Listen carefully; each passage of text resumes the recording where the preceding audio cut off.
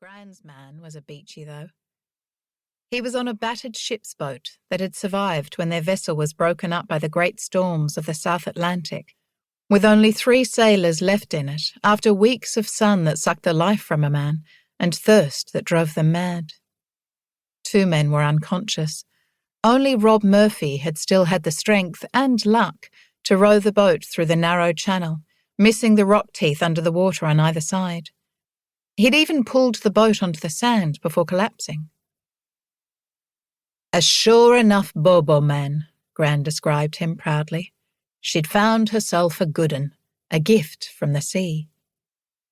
Big Henry Island might get sailors wrecked as they battled to reach the Cape of Good Hope, 10 days' sail away if the winds were right, or men grown desperate in vessels stranded in the doldrums of the equator, where months might pass with neither wind to push their sails nor rain to keep a man or rat alive.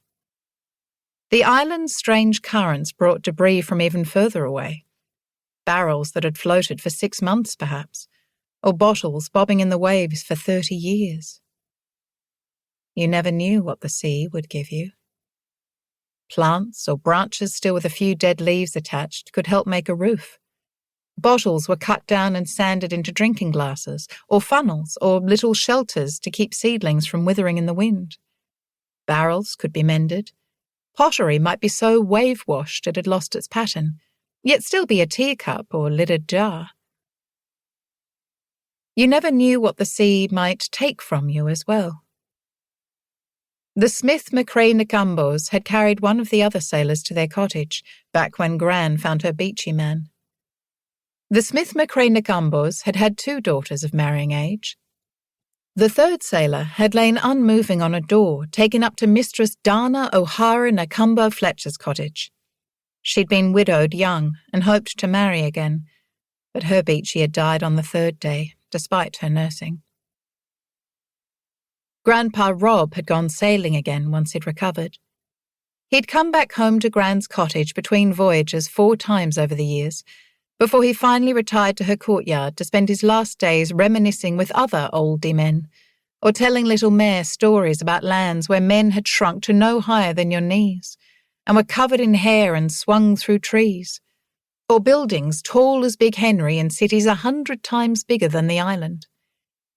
He'd whittle a spoon or a ladle, and sometimes, after a flagon of ale, dance a hornpipe while Mair clapped the beat, on legs that stayed sound till the day he died, sitting under the mulberry tree in the courtyard corner. There were never as many oldie men as women. Most sea voyagers claimed 1 in 4 of their crew.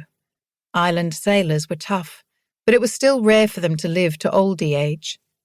A few island men found foreign lands more attractive too, though Mair could never imagine why. Some beachies had wives and lives waiting in the lands beyond the horizon. But most men who'd known Big Henry Island returned to it, if the sea allowed it. Big Henry Island was isolated. The nearest port was St. Augustine, only a day's sail away, but you might wait 6 months for the winds and tides to be safe for a boat to travel there and back. Life below a grumbling volcano disconcerted some of the beachies too.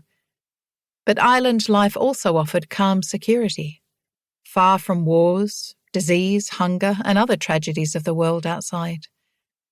A sensible man returned to the island.